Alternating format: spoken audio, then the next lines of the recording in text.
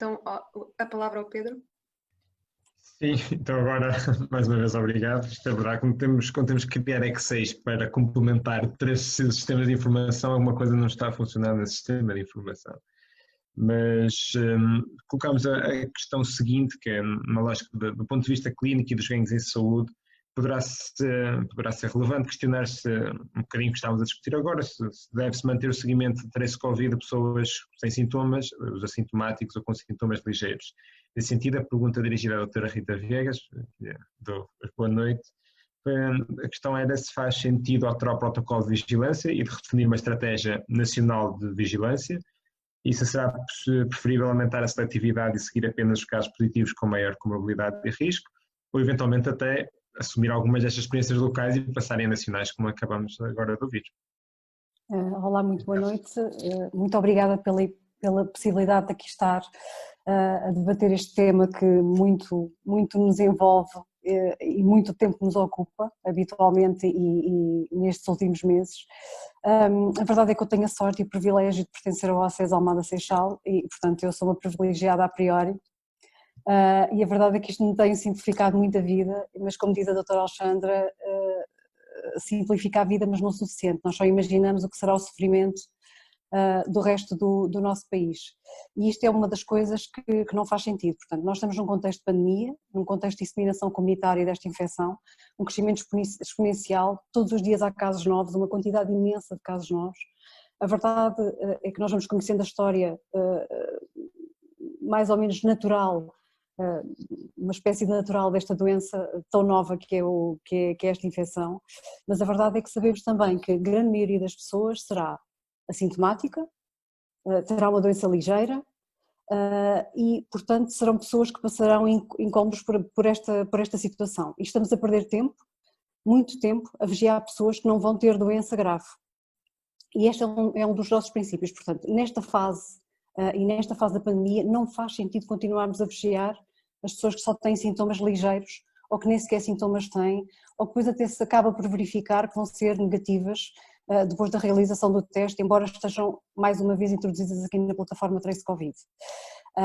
Esta plataforma, por outro lado, foi concebida para ser utilizada pela saúde pública, mas a verdade é que a saúde pública raramente utiliza a plataforma, portanto, mais uma vez, utiliza os tais Excels e ferramentas, e quem está com o ónus e com a responsabilidade da utilização diária desta plataforma são os médicos de família, no seguimento de toda esta fatia imensa de doentes Covid, sejam graves ou não graves. O que é que faria sentido, do meu ponto de vista, e mais uma vez, tendo em conta que eu faço parte do privilegiado ACES Almada Seixal, vigiar só os casos positivos.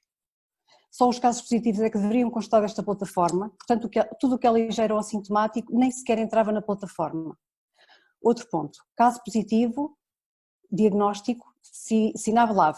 SINAV-LAV automaticamente introduzido no SINAV-MED, automaticamente um alerta para o médico de família ou para a unidade funcional, porque há utentes sem médico de família infelizmente, e em simultâneo para a saúde pública. Desta maneira eram possíveis as duas coisas, o médico de família automaticamente contactaria o positivo e o médico de saúde pública rapidamente procederia aos inquéritos epidemiológicos e ao rastreio de contactos. Eu acho que só assim é que faria sentido continuar neste dilema que é completar os inquéritos epidemiológicos que acabam por não ser e não ocorrer em tempo útil e ocorrer desfasados no tempo. Portanto, as pessoas são positivas e muito tempo depois é que vão à procura por ineficácia, por impotência e por impossibilidade de recursos humanos na gestão deste processo. Portanto, resumindo, não faz sentido continuarmos a seguir os casos ligeiros e assintomáticos. Faz sentido, do ponto de vista epidemiológico, seguir de uma maneira rigorosa e sinalizar de uma maneira rigorosa os casos positivos, dirigir os testes para as pessoas que são utentes de risco e que devem ser o nosso alvo, e dirigir os testes e este rastreio para pessoas com comorbilidades, população vulnerável e pessoas que a priori vão ser penalizadas e vão ter probabilidade de ficar mais doentes ao longo desta doença. Pronto, e era isto que eu queria dizer, basicamente. Muito obrigada. Muito obrigado, Diana. As pessoas em seguimento pelo Trace Covid são, em geral, e vamos aqui utilizar uma expressão que poderá não ser a mais adequada, mas tratadas como objetos passivos, seguidas de modo unidirecional por profissionais. Mas existe uma ferramenta de autorreporte que permite a dispensa de contacto pelo profissional de saúde. A pergunta é para a doutora Joana Monteiro, novamente.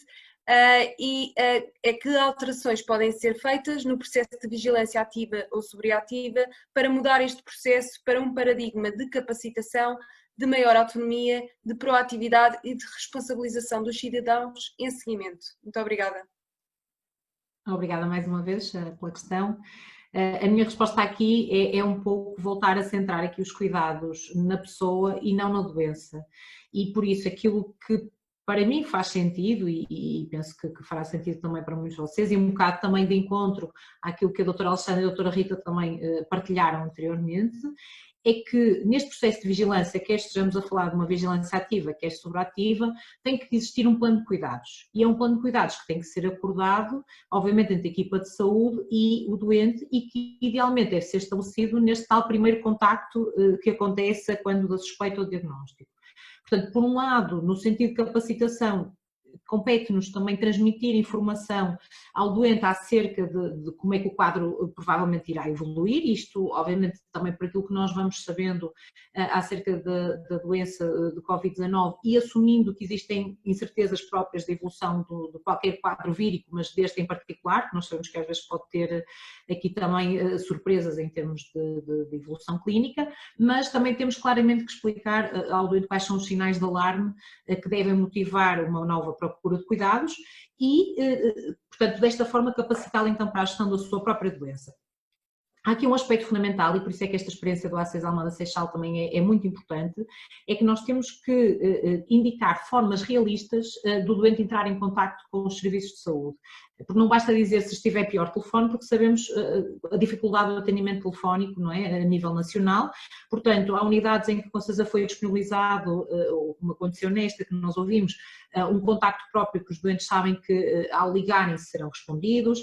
Noutros casos podemos aconselhar os doentes até a procurar um contacto por e-mail que será de resposta mais rápida, ou mesmo se não vimos capacidade de resposta, temos que no mínimo dar indicação de se agravarem e voltarem a ligar para a linha Saúde 24 e depois terem um encaminhamento de acordo com a reavaliação que é feita naquele momento.